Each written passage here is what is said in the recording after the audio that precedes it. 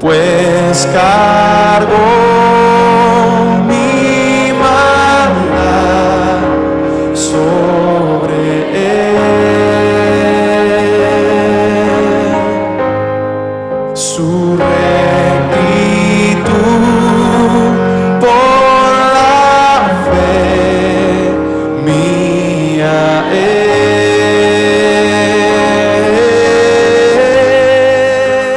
Qué precioso es poder seguir con esta serie llamado Los 5 puntos del calvinismo o las doctrinas de la gracia. Amén. Yo espero que usted ya se la sepa en el orden, ¿no? La primera, ¿cuál es? Depravación total. La segunda es elección incondicional. Y hoy vamos a ver la tercera. ¿Cuál sería? Expiación limitada o redención particular, que vamos a ver. Entonces nosotros estamos mirando los 5 puntos de los arminianos, y es interesante porque se mantienen esos 5 puntos. Y luego estamos respondiendo con los 5 puntos del calvinismo escrituralmente. Eso es lo que estamos tratando de hacer. Es impresionante, hermano, pero yo les dije que yo vengo de una iglesia, Alianza Cristiana, y yo estuve como 17 años ahí. Bueno, y desde que nací, mi mamá me llevaba, o sea, ¿qué más? Obviamente que no siempre estaba, pero... Pues yo me encuentro con gente de ahí. Estos días me encontraba por ahí con una pastora y me decía, ¿y dónde estás? ¿Y con quién estás? Yo le decía, yo estoy con la iglesia reformada. ¿Y esos quiénes son?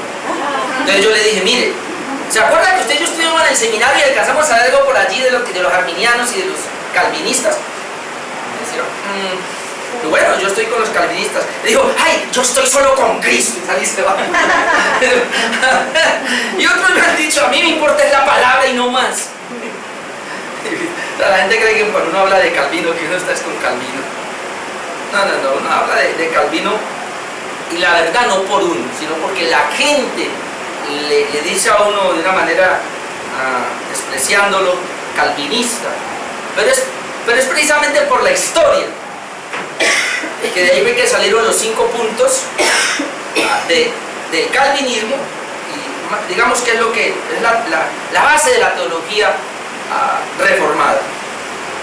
Mejor, yo cuando hablo, y esta mañana alguien me decía, yo estaba explicándole un verso y él me decía, no, es que ese verso usted lo entiende según Calvino. Y yo digo, ¿cuál Calvino? Yo no leo a Calvino, yo leo la Biblia, le digo. Y la Biblia dice esto, y esto, y esto, y esto. Pero ellos no pueden ver, hermano. Entonces, cada punto del calvinismo, del arminianismo, se mantiene hoy todavía. Y por eso nosotros estamos tratando de dar una respuesta precisamente a ellos. Entonces, el punto, habíamos visto depravación total, y yo les dije hace 8 días, la persona que entiende depravación total, ya es inevitable, hermano, que los otros 4 puntos no los acepte. Pero el punto radica ahí, en que la teología arminiana no acepta la depravación total. Ellos ven al hombre como enfermo por el pecado, mas no lo ve muerto. Ellos dicen que el hombre, sí es cierto que el pecado lo afectó, es cierto que todo lo afectó el pecado, pero el hombre tiene todavía la capacidad de buscar a Dios, el hombre tiene la capacidad de creer. Entonces, en ese punto, la salvación se hace compartida. Entonces, si los arminianos creen que el hombre no está totalmente depravado y que el hombre cualquier hombre puede responder en fe a Dios, por eso ellos dicen que no hay elección incondicional, sino una elección condicional. O sea, Dios elige basándose en esa capacidad que tiene el hombre de creer. Entonces, como todos tienen la capacidad de creer, se les predica el evangelio y Dios espera que ellos respondan. Ahora, si no responden, entonces pues Dios los deja, pero teniendo la capacidad de responder, Dios elige bajo esa condición de que ellos pueden responder. Y como es así, pues entonces no creen en una muerte limitada o expiación limitada o particular, sino que dicen, entonces Cristo en la cruz viene y Él muere por todos los hombres, por todos los hombres. Ve cómo ese sistema que ellos tienen depende del primer punto. Y lo que nosotros hemos enseñado bíblicamente entonces es que el hombre está totalmente depravado, muerto espiritualmente, él no puede tener fe, no puede venir a Dios. Entonces Dios tiene que tomar la iniciativa de entre toda esa gente mirar a quién va a elegir, los va a sacar de ese lugar. Pero Él lo va a hacer de una manera incondicional. ¿Qué es eso? Él no va a ver condición en la persona para sacarlo, como oraba mi hermano ahora, totalmente depravados, inservibles, muertos, sin nada, despreciables, inútiles, sin poder hacer nada, toda la humanidad. Entonces Dios tiene que venir y de toda esa humanidad escoger a algunos para salvarlos, y esa escogencia o esa elección la hace de una manera incondicional. ¿Qué es eso? Él no ve ninguna condición en la persona para salvarlo. Y si es así, es obvio que llegamos al tercer punto, que si el hombre está totalmente depravado y Dios tiene que ir ahí a elegirlos, algunos los elige de una manera incondicional, es obvio que ahora Él envíe a Cristo a morir en una cruz por todo el mundo o por los que eligió. Por los que eligió. El Señor no va a perder el tiempo. En este punto número 3 es el punto más duro, más neurálgico, hermano, y que cuando usted y cuando yo comenzamos a ver estas doctrinas, los 5 puntos de la gracia, la doctrina de la gracia, o los 5 puntos del calvinismo, el punto número 3 es el punto más difícil de aceptar. Porque siempre desde el católico, si usted se levantó en el catolicismo o en cualquier iglesia por ahí, siempre le enseñaron el amor de Dios es hacia todo el mundo. Así que Cristo vino a morir en la cruz por todas las personas, y Dios le da la oportunidad a todos los hombres de que sean salvos. Eso tú lo aprendiste, yo lo aprendí. Por eso cuando llegamos aquí nos frenamos.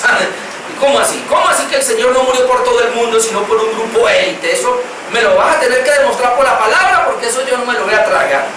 Pues eso es lo que quiero que hagamos esta noche.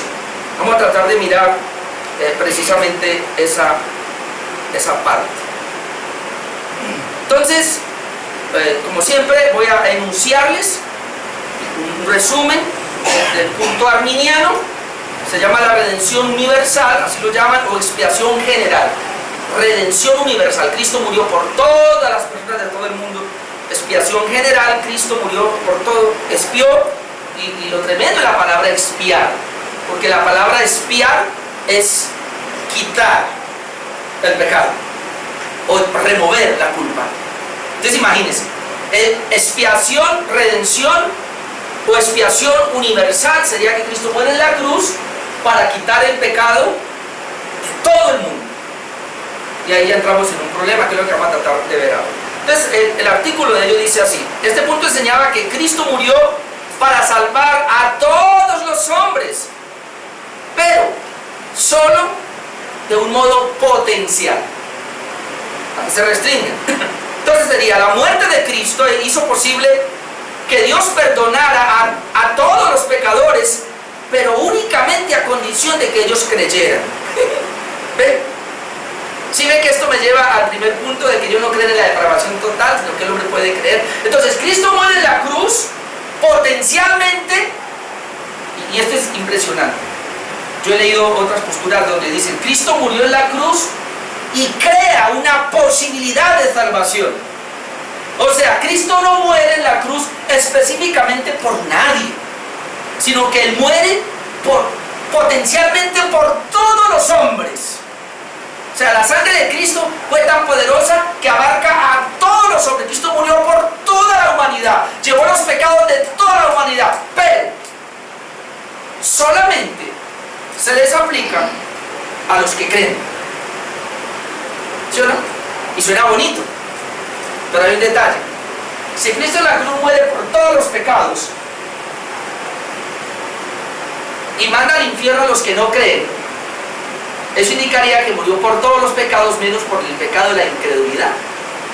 O sea, el único pecado por el cual Cristo no murió fue el de la incredulidad. Así que si alguien no cree, el Señor lo envía al infierno. Y hay mucho texto para eso, ¿no? El que en Él cree no es condenado, pero el que no cree ya ha sido condenado. El asunto es que el texto dice ya ha sido condenado, o sea, ya está condenado. Y eso tiene otra connotación que es la que vamos a ver ahora, obviamente. Entonces, expiación limitada o redención particular. ¿Por qué redención particular? Porque nosotros creemos, hermano, que cuando Cristo está muriendo en la cruz, está muriendo particularmente por ciertas personas, por ciertos individuos. Su muerte es efectiva. Imagínese usted que Dios el Padre envía a Jesucristo a morir en la cruz por todo el mundo. Entonces ese es el propósito, ¿no? El Señor vino, Jesucristo, a morir por todo el mundo. Pero al final, el Señor llega ante el Padre: Padre, yo morí por todo el mundo, pero ese fue tu propósito original, pero se frustró. Porque solo un poquito puedo llevar. La mayoría se van al infierno. ¿Usted no cree que ese es un plan fracasado de parte de Dios? Usted me va a decir: no, porque depende del hombre. Allá. O sea que usted cree que la salvación depende del hombre. O sea que la salvación está en el humano. O sea, Dios pone su parte, pero requiere de que el hombre responda en fe. Eso es humanista. Eso no va con la palabra de Dios. Nosotros creemos que Cristo en la cruz murió efectivamente. O sea, que el plan original de Dios fue venir a morir en una cruz por ciertas personas, y por esas personas por las cuales Cristo murió, las lleva a la gloria. Que la muerte de Cristo no fue en vano, que la sangre que Cristo derramó en la cruz, ninguna es en vano. Murió por ciertos pecados, murió por los pecados de ciertas personas, y esas personas son las salvas. Entonces, este es el tema central del Evangelio, el eje mismo de la salvación. Si nosotros no creemos eso, estamos muy lejos de lo que es una doctrina soteriológica seria. Vamos a mirar. Entonces, ya lo dije, pero aquí lo tengo. Al ser el hombre incapaz de salvarse, Dios tuvo que entonces elegir a los que Él quería salvar, y para eso tuvo que enviar a Cristo a pagar un rescate por ellos. Y esa palabra rescate es otra, que creo que en Semana Santa yo les hablé. Yo estaba acordándome esta semana que yo había predicado sobre esto en Semana Santa, y les hablé como de 7 cosas, precisamente por qué Cristo murió solamente por unas personas. Y ahí hablábamos de lo que es el rescate, me acuerdo. Y el rescate es que Cristo viene a rescatar a unas personas, y la rescató. Recuerda este texto que dice: Él vino a buscar y a salvar lo que se había perdido. Entonces, la misión de Cristo fue: Él vino a buscar y a salvar, o a rescatar lo que se había perdido, y Él viene y lo rescata y lo lleva a la gloria. Entonces, si Cristo viene a buscar y a salvar y a rescatar a Pepito Pérez, pero Pepito Pérez se va al infierno, falló. Y eso hace a Dios y a Cristo impotente, que no es capaz de salvar, no es capaz de hacer lo que Él se propone. Hermano, por eso la salvación no se podía dejar en las manos de los hombres, sino que la salvación de principio a fin tenía que ser Dios, para poder Él hacer la obra y poder rescatar eficazmente. Amén. Así que lo que Dios se propuso en la eternidad salvar, elección, escogió a ciertas personas y se propuso salvarlas. Él vino, murió en la cruz y las salvó y las lleva a la gloria. Y eso es algo perfecto. Amén. Ahora, surgen 3 preguntas entonces en cuanto a por quién murió Cristo. Hay 3 preguntas. La primera pregunta sería: ¿Cristo murió para salvar a todos los hombres sin distinción? ¿Cristo murió para salvar a todos los hombres sin distinción? Bueno, ese es el concepto universalista, ese es el universalismo. Y sabe, hay un sector muy pequeño, pero hay un sector de la iglesia evangélica que cree en eso, que Cristo murió por todas las personas. Eso se llama salvación universal. ¿Qué quiere decir esto? Que todos al final serán salvos, ya que Cristo murió por todos. Entonces es la gente que dice: mire lo que dice Juan 1:29, he ahí el Cordero de Dios que quita el pecado del mundo. El Cordero de Dios quitó el pecado del mundo. Ya, El Señor ya justificó a todos. Entonces al final todos son salvos. Y ¿sabe que hay gente que cree eso? Por eso pueden vivir como quieren. Igual, entiende que yo tenga una fe, que yo crea y vaya a la iglesia y yo vivo como quiero, relajado, porque Cristo ya pagó el pecado de toda la humanidad. Pero eso es una herejía. La segunda pregunta que nos hacemos es: ¿Cristo murió para no salvar a nadie en particular? Cristo murió para no salvar a nadie en particular. O sea, y esto es impresionante, pero eso es lo que nos dan a entender. Cuando Cristo está muriendo en la cruz, Él no está muriendo por nadie en particular. Él está creando una posibilidad de salvación. Entonces, ¿quiénes se van a salvar? Los que crean. Y es increíble porque ni siquiera Cristo sabía por quién estaba muriendo. Cristo dice: yo muero por todo el mundo. Creo una posibilidad. Y el que quiera venir, ya es salvo. Eso es lo que creen los arminianos. Eso es lo que creen los arminianos. Por eso ellos predican el evangelio y es impresionante. Hay un pastor que tiene respuestas y a veces yo les envío al WhatsApp unas preguntas, y ayer me mandó una y muy bonito todo. Y yo digo: uy, le voy a mandar al WhatsApp. Pero al final predica 3 minutos hablando de Cristo, y 3 minutos y ahora si usted quiere recibir a Cristo y haga una oración de victoria. La embarró. Yo dije: la embarró. Porque es que esa es la mentalidad que ellos tienen. Confían tanto en la decisión de fe, en la oración de la persona, que de alguna manera tienen que llevar a la persona a que haga una decisión por Cristo. Porque ellos dicen: todo el mundo debe ser salvo. Es cuestión de que confiese con su boca que Él es el Señor. Dígalo, por favor, repita esta oración conmigo y ya usted ha asegurado. Porque creen que la muerte de Cristo fue potencial para todo el mundo. No murió específicamente por nadie, sino por todo el mundo, y depende de que cada persona le reciba. Ahora, miren lo tremendo de esto. El apóstol Pablo, no lo tengo acá, pero en Gálatas 2:20 dice: el cual me amó y se entregó a sí mismo por mí. ¿Pablo qué dice? Pablo dice: cuando Cristo moría en la cruz, moría por mí. Y eso se llama redención particular. Hermano, cuando Cristo está muriendo en la cruz, Él estaba muriendo por cada uno de ustedes. Él estaba llevando los pecados suyos. Él estaba sufriendo el dolor suyo. Él estaba llevando su pecado, mi pecado. Cristo sabía por quién estaba muriendo. Amén. Y la tercera pregunta que nos podemos hacer: los arminianos creen de una salvación potencial, que Cristo con la muerte no aseguró la salvación de ninguno en particular. Es terrible, Cristo no aseguró la salvación de ninguno. Entonces, ¿quién la asegura? La persona, con su fe. La tercera pregunta, que es la que vamos a trabajar, sería esta: ¿Cristo murió para salvar entonces a un determinado grupo de personas? Si Cristo no murió por todos, si Cristo no murió por todos, entonces, y si Cristo no creó una salvación potencial para todos, entonces tendríamos que preguntarnos: ¿Cristo murió entonces para salvar un determinado grupo de personas? Sí, esa es la respuesta calvinista.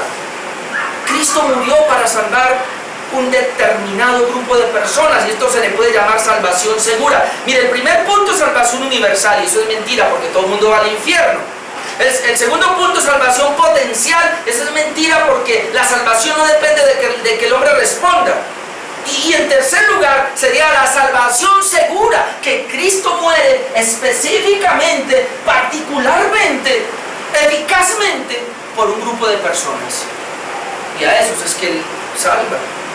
Esto sería algo así como: Cristo murió para salvar positiva y eficazmente. Entonces, el punto número 3 es el punto más escritural, y por eso yo traigo una base bíblica, y al final, si alcanzo, voy a hablar de textos aparentemente contradictorios. Pero vamos a mirar la base bíblica, y en esa base bíblica encontré 9 conceptos que nos van a aclarar esa salvación particular.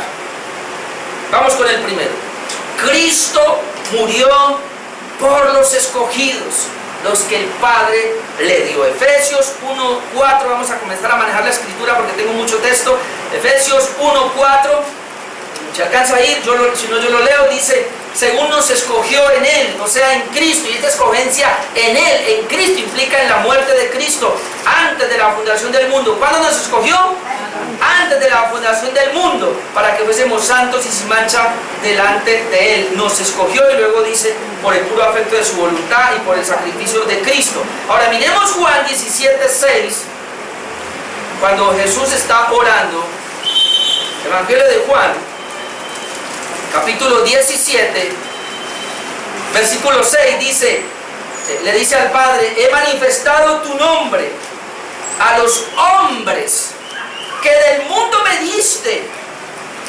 Parecido a Efesios 1:4, los hombres que del mundo me diste, tuyos eran, y me los diste, y han guardado tu palabra. Ahora miremos el 9, yo ruego por ellos, note Jesús, yo ruego por ellos, no ruego por el mundo, sino por los que me diste, porque tuyos son. Hermano, ¿por qué Jesús dice, Padre, yo ruego por los que tú me diste del mundo, por los escogidos, por los elegidos? Y luego dice, yo no ruego por el mundo. Cuando uno mira, Jesucristo como sacerdote tenía que hacer dos labores. El sacerdote tenía que ofrecer el sacrificio, el sacerdote del Antiguo Testamento tenía que ofrecer el sacrificio, pero luego él tenía que interceder ante Dios por las personas. Ahora Cristo como sumo sacerdote es el sacrificio. Jesucristo como gran sumo sacerdote es el mismo sacrificio. Él es el sacrificio. Pero después del sacrificio, Cristo como sumo sacerdote ahora intercede ante el Padre, es el intercesor ante el Padre por los que Él se sacrificó. Y entonces, si la oración de Cristo es, Padre, yo no ruego por todo el mundo, yo ruego por los que tú me diste porque tuyos eran, ruego por ellos. Así que Jesús como sacerdote está intercediendo por los que Él se ofreció en sacrificio. Y dice, no ruego por el mundo, ¿por qué?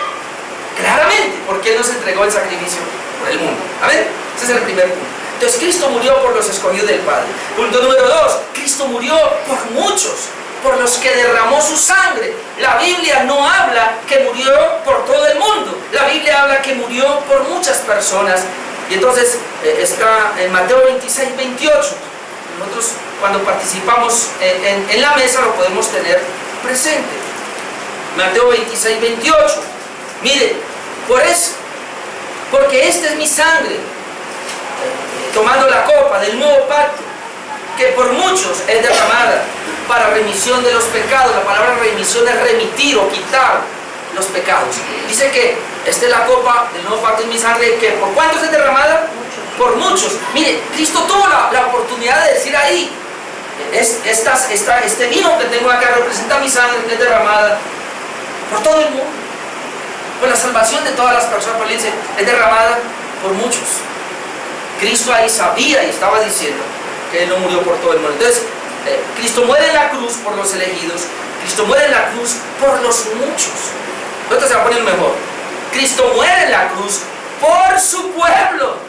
Vamos a mirar el mismo Mateo, pero ahora 1:21. Y esto es muy impresionante. Cristo muere en la cruz por su pueblo. Mateo 1:21.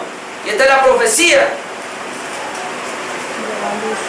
Y darás a luz un hijo, y llamará su nombre Jesús, porque Él salvará a su pueblo de sus pecados. Se llamará su nombre Joshua, Salvador. ¿Y a quién va a salvar? A su pueblo de sus pecados. Ahí no está diciendo que iba a salvar a todo el mundo. Y esto es muy importante, amado hermano. Yo se lo he explicado, pero se lo quiero explicar otra vez, que Cristo se iba a ofrecer en sacrificio como el cordero. Póngale cuidado. Yo ya les he dicho aquí, pero en tiempo de Israel, cuando ellos llevaban el cordero era la representación de Cristo.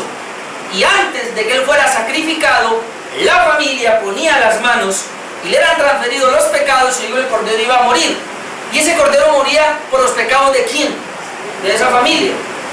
Y si habían muchas familias, cada familia llevaba su cordero. Y todos los corderos al final tipificaban a Cristo, que moría por los pecados del pueblo. Ahora pregunto, ¿estaban en esa época los filisteos, los cananeos, todos esos que estaban en Canaán, toda la lista de los feos?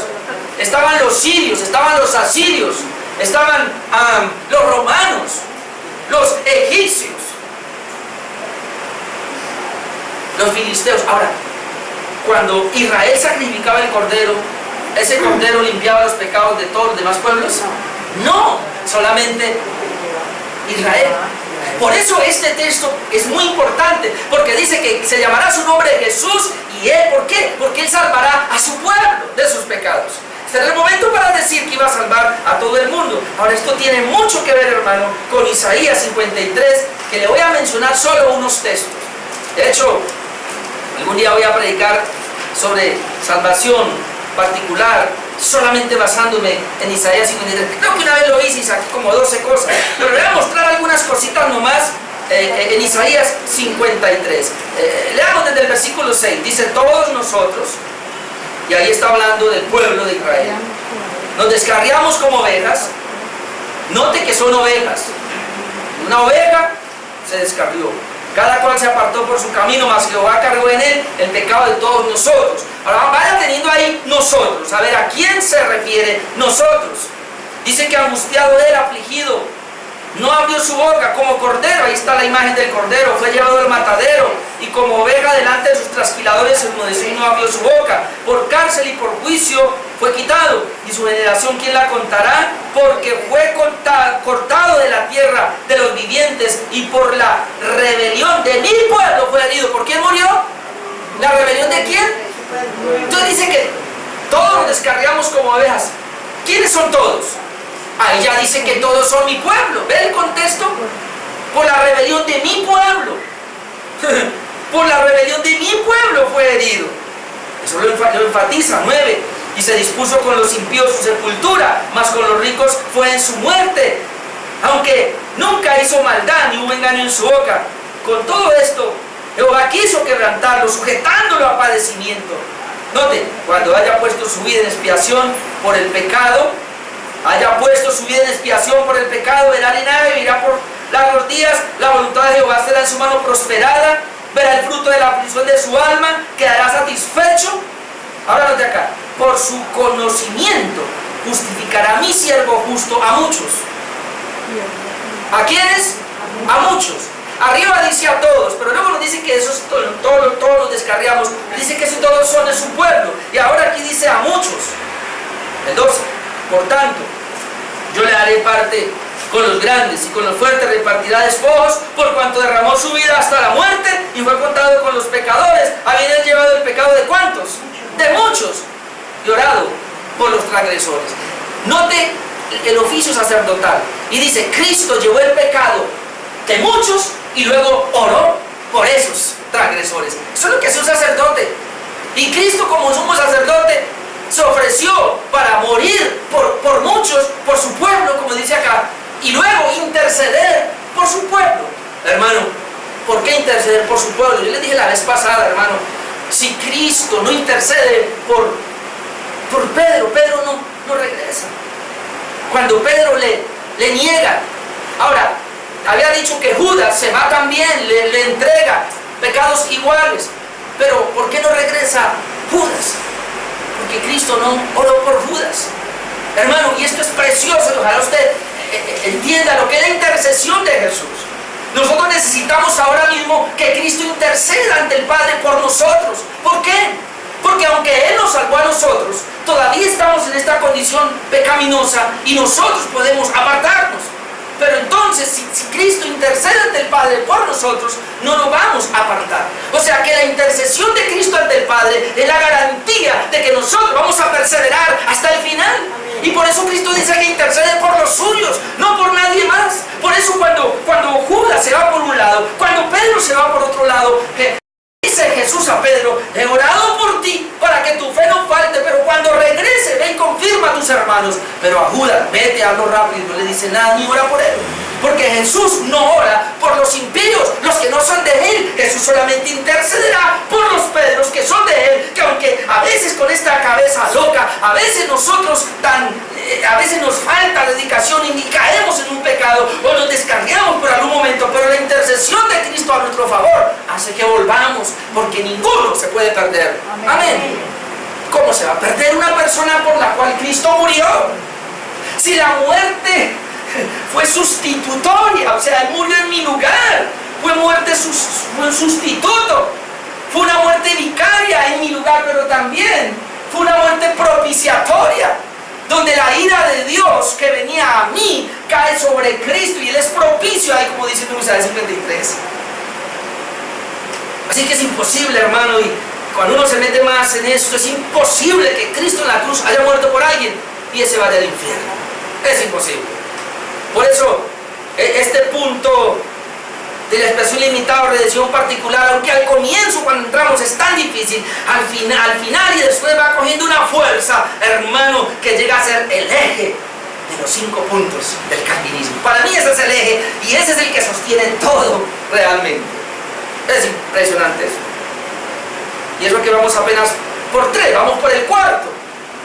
Cristo murió en la cruz ¿por quién? Ya dijimos por los escogidos, ya dijimos que son mismos, son los mismos, sino que son diferentes maneras de que la Biblia los presenta. Los escogidos, los muchos, son los mismos. Ahora su pueblo ya enfatiza más, pero ahora esta que viene. Cristo murió por su iglesia. Vamos a mirar Hechos 20-28 y esto, hermanos, si la gente no entiende esto, mejor dicho, Hechos 20-28. Por tanto, mirad por vosotros y por todo el rebaño en que el Espíritu Santo os haya puesto provisto. Pablo le está hablando aquí a los pastores que él había dejado allá en Mileto. Y luego dice, para apacentar la iglesia de quién? Del Señor. Ahora, ¿por qué es la iglesia del Señor? La cual Él ganó por su propia sangre. Ese texto no puede ser más claro. La iglesia de Cristo, la cual Él ganó, compró con su propia sangre. O sea, cuando Cristo está muriendo en la cruz, Él está muriendo por su iglesia. Él con su sangre está comprando su iglesia. Y hermano, y su iglesia tiene un número de elegidos. Son los mismos elegidos. Pero Efesios 5:25, que usted lo conoce, que hay que mirarlo una y otra vez. Efesios 5:25, maridos, amad a vuestras mujeres. Y luego dice, ¿cómo? Así como Cristo amó a la iglesia y se entregó a sí mismo por ella. Este texto es muy claro. ¿A quién amó Cristo? A la iglesia. ¿A quién amó Cristo? ¿Y cómo demostró su amor? Entregándose por ella, muriendo por ella. ¿Para qué? Para santificarla, habiéndola purificado por el lavamiento del agua por la palabra. ¿Para qué? Para presentársela a sí mismo una iglesia gloriosa, que no tuviese mancha ni arruga ni cosas semejantes, sino que fuese santa y sin mancha. Dice que Cristo amó a su iglesia y se entregó por ella. Usted puede pensar que ese texto dé lugar a que Cristo amó al mundo y se entregó por el mundo, sabiendo que ese mundo va a ir al infierno. No cabe. O sea, los textos no nos permiten ir allá. Solamente nos permiten decir que cuando Cristo moría en la cruz, moría por su amada, y que su amada era la iglesia. Y como Él es el Todopoderoso, Él sabe quién es su iglesia, desde el primero hasta el último que va a entrar. ¿Y por qué lo sabe? Porque Él los escogió desde antes de la fundación del mundo. ¿Ven?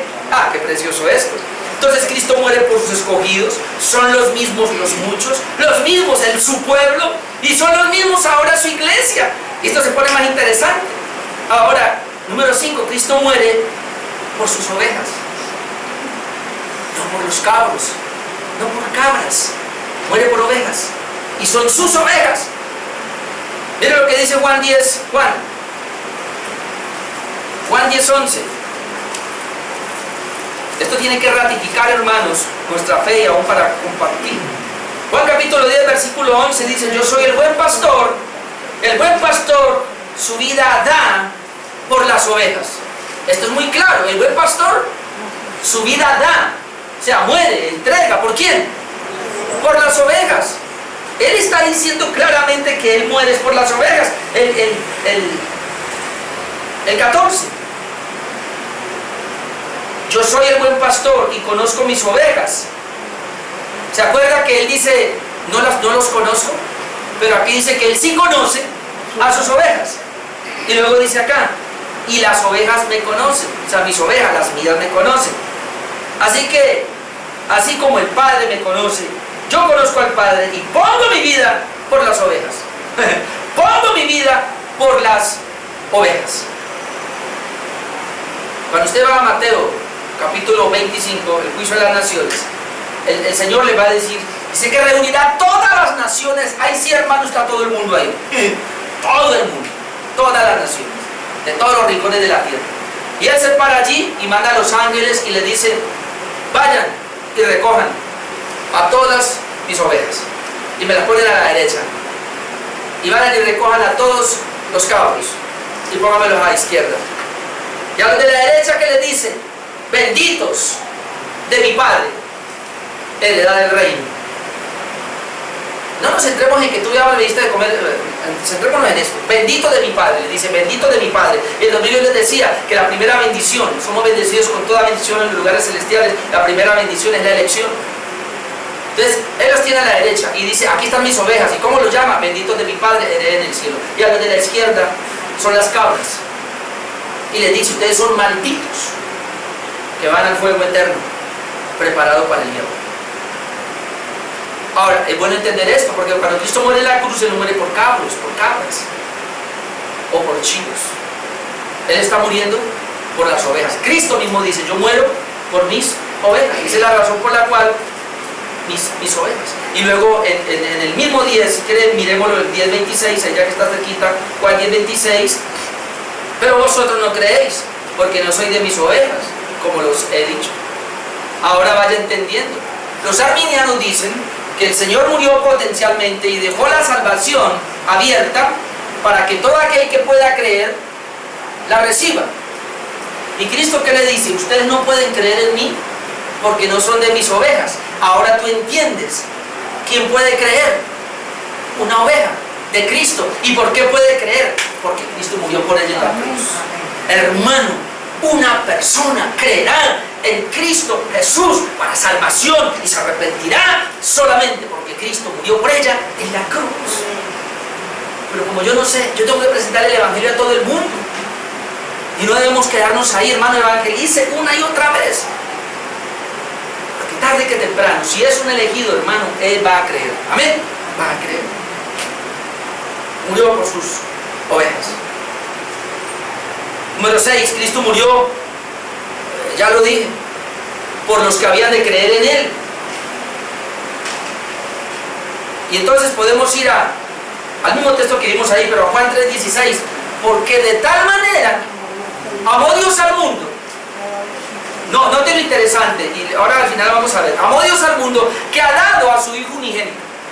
Pero miren cómo se cierra ese amor al mundo, para que todo aquel que en Él crea no se pierda, mas tenga vida eterna. Y en Juan 26 ya dijimos quién es el que puede creer.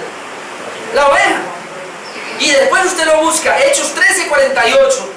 Dice que creyeron los que estaban ordenados para salvación. Solo pueden creer los elegidos.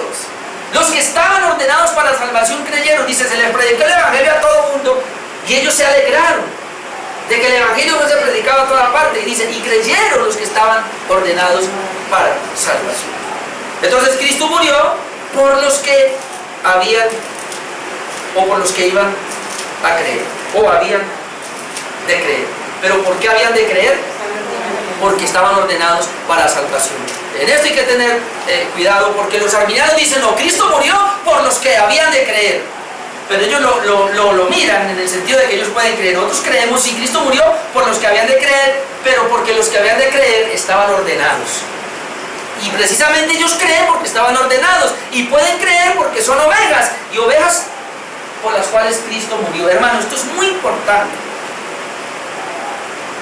Si Cristo no muere en la cruz y derrama su sangre por sus ovejas, las ovejas no pueden creer. Porque ahí nos está dando la vida. Y esa vida es la que nos hace creer. Número 7, Cristo murió por nuestras transgresiones, no por las transgresiones del mundo. Romanos capítulo 4, versículo 25. Y vamos a mirar un poquito el texto. Romanos 4, 25, el cual fue entregado por nuestras transgresiones y resucitado para nuestra justificación. Y luego dice el 5.1, justificado pues por la fe, tenemos paz para con Dios. Ok, vamos a pensar acá. Míreme acá.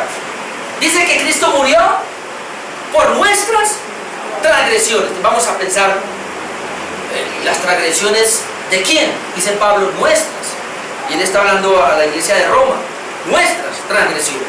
Pero ahora vamos a pensar, Cristo murió en la cruz por nuestras transgresiones. Vamos a suponer que sea por las transgresiones de todo el mundo. Entonces Cristo murió por las transgresiones nuestras, las de todo el mundo. Pero luego dice, y resucitó para nuestra justificación.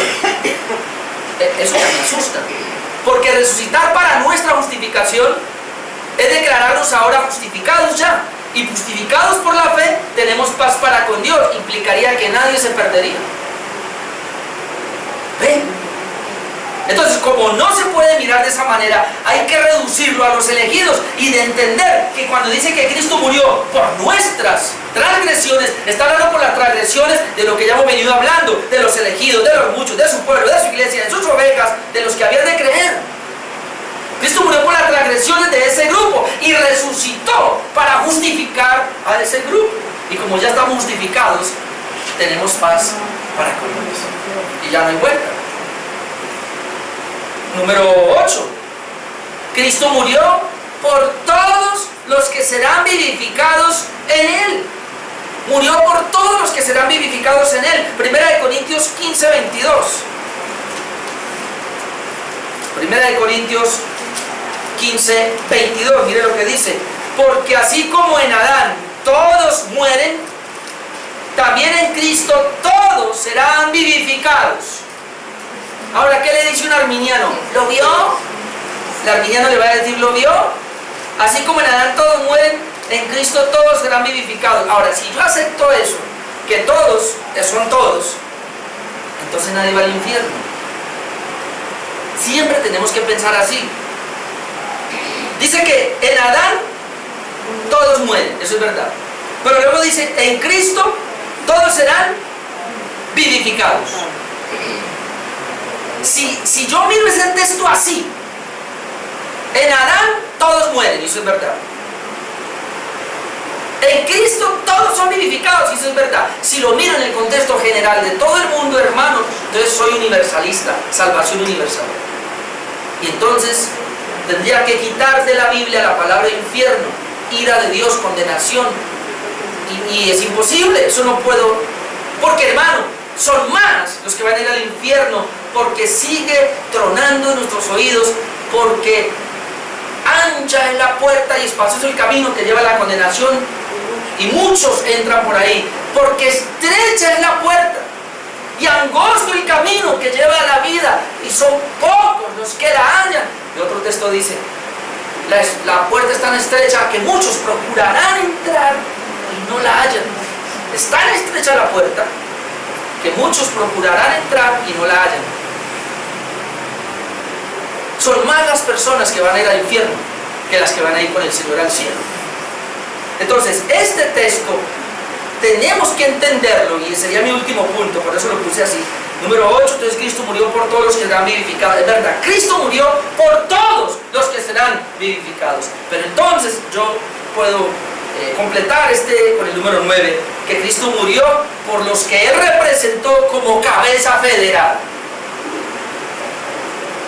Y con eso aclaramos ese texto. Voy a tenerlo en cuenta. Porque así como en Adán todos mueren, también en Cristo todos serán vivificados. Esto me lleva al noveno punto, que Cristo murió, hermanos, por aquellos que Él representó, siendo cabeza federal de ellos. Y para eso vamos a ir a Romanos 5:17 para explicarles. El hermano Abelino me puede explicar eso, porque él ya lo sabe. Yo le expliqué la cabeza federal, pues estamos allá. Y Gloria también. Así que pasen al frente y me dan la lección. Romanos 5, 17 al 19, vamos a ver qué es cabeza federal. Vamos, Romanos 5, 17. Pues si por la transgresión de uno solo, este es Adán, reinó la muerte, mucho más reinará en vida por uno solo, Jesucristo, los que recibirán la abundancia de la gracia y del don de Jesús. Así que como por la transgresión de uno, ese es Adán, no la condenación a todos los hombres, de la misma manera, por la justicia de uno, vino a todos los hombres la justificación de vida. Otra vez estamos enredados. 19. Porque así como por la desobediencia de un hombre los muchos fueron constituidos pecadores, así también por la obediencia de uno los muchos serán constituidos justos. Aquí en este texto, igual que en Corintios que hablamos ahora, se habla de dos cabezas federales. ¿Qué es una cabeza federal?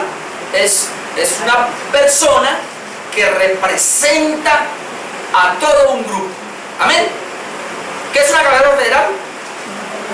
Una persona que representa a todo un grupo. Entonces, Adán es la cabeza federal, o era cabeza federal de nosotros, porque cuando él pecó, en Adán pecamos todos. Y por el pecado, por un hombre, el pecado de un hombre, entró el pecado a todos los hombres. Entonces, mire, esto es cabeza federal. Mírenme acá porque después ustedes les pregunto y no saben qué es. Esto es cabeza federal. Todos estamos bajo Adán, en pecado. Por eso todos somos condenados, merecemos el infierno. Pero ahora Dios envía una segunda cabeza federal, que es el posterior de Adán, o es Cristo, y él viene como segunda cabeza federal. ¿Y él qué es lo que hace? De esta cabeza federal, que todos mueren y vamos al infierno, Cristo viene a sacar de acá a los escogidos, al pueblo de Dios. Y entonces el que hace, los pasa a este lado y muere en la cruz por ellos, y ahora él es cabeza federal de lo mismo que venimos hablando, de los escogidos, de los muchos, de su pueblo, de su iglesia, de sus ovejas, de los que han de creer en él, de los que murió por sus transgresiones, de los que serán vivificados en él. Él es cabeza federal. Ahora entendamos, dice, por la transgresión de uno, los muchos fueron constituidos pecadores, pero por la obediencia de uno, los muchos serán constituidos justos. Así como en Adán todos mueren, en Cristo todos son vivificados. Entonces, en Adán todos mueren, en Cristo todos son vivificados. ¿Cuáles son los todos vivificados? Los que están bajo Cristo como cabeza federal. ¿Vio que no son todo el mundo? Cuando uno lee la Escritura, tiene que leerla de esa manera, porque si tú vienes aquí y lee Adán y Cristo, que yo hacía así antes, sin tener esta interpretación de la Biblia en otros contextos, como hemos venido mirando ahora, entonces tú vas a decir, el pecado entró por un hombre y la justificación entró por otro hombre. Entonces yo era pecador, pero ahora soy salvo. Entonces, salvación universal. Y ese es el peligro. Y lo único que podemos ver, y gracias a otros textos de la Escritura, como los que les he mencionado, por eso lo dejé de último, para poder explicar lo que era una cabeza federal, comprendemos entonces que cuando Cristo está muriendo en la cruz, está muriendo por los suyos, y Él se hace cabeza federal de ellos. Todos los que estén bajo Él son salvos. ¿Por qué? Porque murió por ellos. Amén. Y mi último punto, textos aparentemente contradictorios. Aquí ya lo hemos dicho, pero hay que volverlo a decir. Además, uno habla de lo mismo, aprende más. Dos clases de textos. Unos que nos hablan, donde dice que aparentemente Cristo murió por todos, o murió por el mundo. Murió por el mundo, murió por todos. Vamos a mirar. Juan 3:16 usted lo conoce. Entonces ahí llega el arminiano. Miren. Porque de tal manera amó Dios al mundo, que ha dado a su Hijo por el mundo. Ok. Ahora vamos a ir a este que es el más difícil, Primera de Juan 2:2. Antes yo tenía miedo, ahora ya me alegro poder explicar el texto. Primera de Juan 2:2. Con este le van a salir, Primera de Juan 2:2. Y Él es la propiciación por nuestros pecados, Y no solamente por los nuestros, sino también por los de todo el mundo. Ay, Dios mío. ¿Te das cuenta que Cristo murió por todo el mundo? Es que ese texto es más claro. No solo murió por nosotros, sino por los pecados de todo el mundo. Ya al comienzo no sabía qué hacer con ese pasaje. Hasta que comprendí, gracias a Dios, por esos teólogos, por estudiar un poquito de teología. Vamos a mirar un poquitico el contexto. Bueno, primero Juan le está escribiendo a la iglesia. Juan escribe a la iglesia. Pero mire, Juan 2:1. Hijitos míos, ¿cómo los llaman? Son hermanos. Estas cosas os escribo para que no pequéis. Solamente le puede decir a un creyente, no peque, porque los otros, ¿para qué le dice que no peque si ellos pecan? Solo un creyente puede no pecar. Y si alguno hubiere pecado, puede ser, le dice, abogado tenemos para con el Padre, a Jesucristo el justo. Intercesión. Si tú pecaste por tu mala cabeza, tranquilo, usted tiene un abogado en el cielo, no se vaya a condenar. Ese es el abogado de Jesucristo, no es que Él murió por ti. Y luego dice, y Él es la propiciación, es ese abogado. Es la propiciación por nuestros pecados. Ahora le voy a explicar la palabra propiciación. La palabra propiciación viene del propiciatorio. Y el propiciatorio es un lugarcito que el Señor determinó cuando se hicieron el tabernáculo y el templo también, para una manifestación de la ira de Dios. Donde Dios le decía a Moisés, estoy enojado con el pueblo, tengo la ira y voy a matarlos. El furor de Jehová. Moisés, rápido, sacerdote, sacrificio, cordero, de sangre derramada. Y el sacerdote corría, esta es propiciatorio. Entraban allá con la sangre, la ponían. El Señor miraba la sangre. Veo sangre, hubo sacrificio. Calma. Calma. El Señor se calmaba. Se llama propicio. Él era propicio. Veía la sangre. Él pensaba, y saber que esa sangre representa a mi hijo que va a morir un día. Entonces la ira de Dios se calmaba. Juan está diciendo aquí, y Él es la propiciación por nuestros pecados. ¿Por qué? Porque Él murió por nosotros. Solamente Cristo puede ser propiciatorio, ser propicio por los cuales murió. Y dice, y no solamente por los nuestros. ¿Quiénes son los nuestros? Nosotros los que estamos acá de día, Juan. Sino también por los de todo el mundo. ¿A qué se refiere la expresión todo el mundo? Es muy importante entender que los judíos eran muy regionalistas. Y ellos decían, el pueblo de Dios somos nosotros, y era verdad. Pero llegó al punto donde dijeron que el sacrificio de Cristo había sido solamente por los judíos. Y se han metido tanto en ellos que Juan tiene que decir, miren, Cristo no solamente murió por nosotros los judíos, fue propicio no solo por nosotros, sino también por todas las personas, o por las personas de todo el mundo. O sea, todo el mundo no significa todas las personas. Y le voy a explicar por qué. Vamos a ir un momentico a Juan 12:29. Habría más, pero tan siquiera miremos ese. Juan 12:29. Y este nos ayuda. Juan 12:29. Dice, y la multitud que estaba allí y había oído la voz, decía, ay, perdón, ¿qué le dije yo?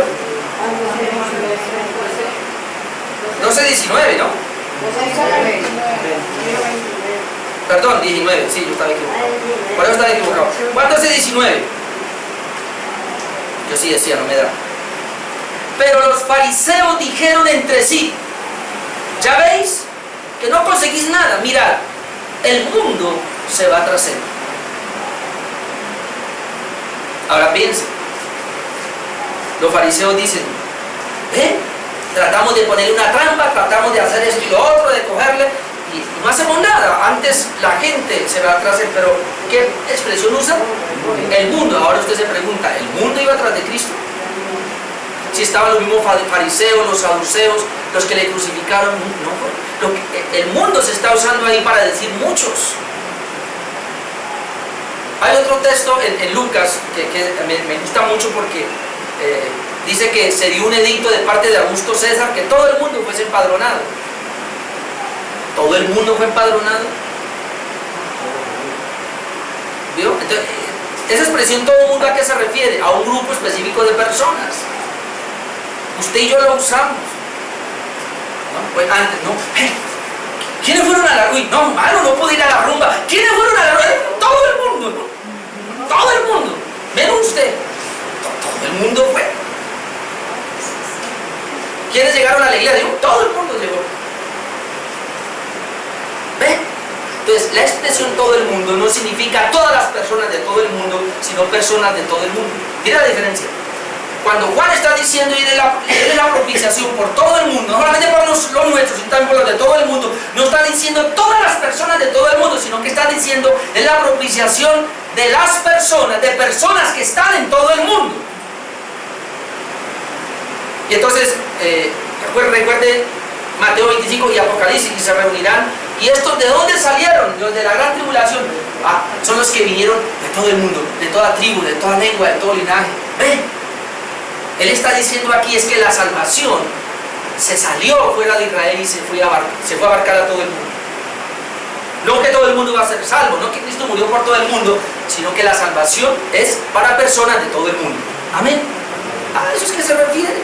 Y cuando tenemos eso en mente es más fácil explicar el otro concepto que es la palabra todos. Y rapidito, dos textos rapiditos. 2 de Corintios capítulo 5. Y le digo porque por ahí le van a aparecer. 2 de Corintios, a mí me lo han hecho con esto. 2 de Corintios 5:14. 2 de Corintios 5:14, porque el amor de Cristo nos constriñe, pensando en esto, que si uno murió por todos, ve que Cristo murió por todos. Luego todos murieron. El 15. Y por todos murió. Ve que Cristo murió por todos. Ahora, y por todos murió, para que los que viven ya no vivan para sí, sino para aquel que murió y resucitó por ellos. Ahora vamos a mirar. Si ese todos ahí es todas las personas de todo el mundo, entonces sería así. Y por todos murió, para que los que viven ya no vivan para sí, sino para aquel que murió y resucitó por ellos. Si todos son todas las personas de todo el mundo acá, entonces ¿por qué no todos están muertos y no viven para Cristo? Otra vez, y por todo murió para que los que viven ya no vivan para sí, sino para el que murió por ellos. ¿Quiénes son los únicos que viven para el que murió por ellos? La iglesia. Si Cristo murió por todo el mundo, ¿por qué todo el mundo no vive para Cristo? Entonces entendemos que ese texto, todos, se refiere a todos los creyentes. Y ese es el contexto que tenemos. Cuando usted lee todo el contexto, ahí es donde nos lleva, porque más adelante habla de la reconciliación, y luego el versículo 21, al que no conoció pecado, por nosotros lo hizo pecado, para que fuésemos hecho justicia de Dios en él. Entonces, ¿quiénes son esos? Los justos. Entonces, esa palabra todos allí se refiere a todos los creyentes. Y el otro, que ya lo he dicho acá, pero 2 de Pedro 3:9, yo lo expliqué hace como 15 días acá, así que este es más claro, pero vale mencionarlo. 2 de Pedro 3:9.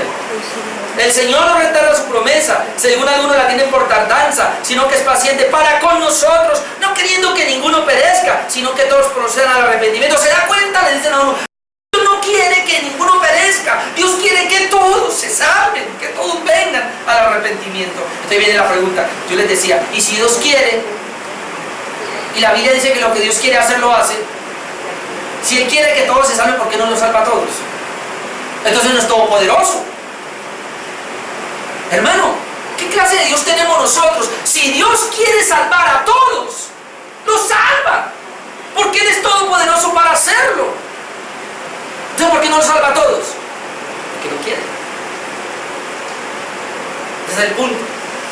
Entonces la gente, no, pero es que el Señor los quiere salvar, pero es que ellos no quieren, entonces por eso no los puede salvar. Hermanos, ¿por qué? ¿Por qué rebajamos la salvación de Cristo de esa manera? O sea, Cristo sí quiere, pero el hombre no quiere. Entonces al final, ¿quiénes van a ser salvos? Los que quieren. Entonces al final no es Cristo quien elige, sino que son los que quieren, los que eligen a Cristo, y esos son los salvos. Salvación humana. Hermanos, si eso fuera así, de verdad le digo, ¿para qué el sacrificio de Cristo? Si el hombre tuviera capacidad para creer, no se necesita que Cristo hubiera muerto por nosotros. Sencillamente Jesús dice, bueno, ¿quién va a creer? Venga para acá, y el que no, que se pierda. ¡Ya! Pero Cristo muere en la cruz porque no podíamos creer, porque no podíamos ser salvos, y por eso Él tiene que morir. Así, ahora yo ya les había dado el contexto acá, y el contexto es para la iglesia, y es lo mismo. Él no quiere que ninguno perezca. ¿Y quiénes son esos ninguno? La iglesia, los que todavía no han creído, los escogidos. Él quiere que todos procedan al arrepentimiento. ¿Quiénes? Como yo les decía hace 15 días, estamos acá, y si Dios nos tiene aquí es por una razón, para edificarnos a nosotros. Pero hay otros por ahí que el Señor quiere salvar. Entonces Él no quiere que ellos se pierdan, sino que procedan al arrepentimiento. ¿Y cómo van a proceder? Pues cuando tú le hables el evangelio, cuando yo le hable, y van a proceder. Amén. Ese ninguno, Él no quiere que ninguno perezca, se refiere a los escogidos, a los mismos que Él eligió desde antes de la fundación del mundo, porque Él es todopoderoso para salvar, y lo que Dios quiere hacer lo hace, en el cielo y en la tierra y debajo de la tierra, dice el Salmo 15:1 y 135:6. Amén. Lo que Dios quiere hacer en el cielo y en la tierra lo hace, y no hay nadie que detenga su mano. Así que si Dios se propuso salvar a Pepito Pérez va a salvarse, así sea en el último momento, pero lo va a salvar. Eso se llama salvación, expiación limitada por redención particular. El punto más crítico, más difícil, pero al final es el que mejor podemos entender. Solamente decimos gracias, Señor, por haber muerto por mí. Amén. Como el apóstol Pablo, Señor, tú moriste no para crear una posibilidad de salvarme a mí. No, yo no veo a Cristo como que creó una posibilidad. No, Cristo murió por mí. Amén. ¿Cuánto pueden decir esta noche Cristo murió por mí? Amén. Ok, entonces Cristo murió por mí. Cada vez que yo oro, Señor, tú moriste por mí. Y esa es la fe. Diste tu sangre por mí, llevaste mis pecados, me justificaste a mí, Señor, y por eso pude creer y arrepentir. Póngase de pie. Aleluya, glorioso intercambio, oh cuán gran misterio, que por gracia salvo soy. Aleluya, gloria sea a Cristo por su sacrificio.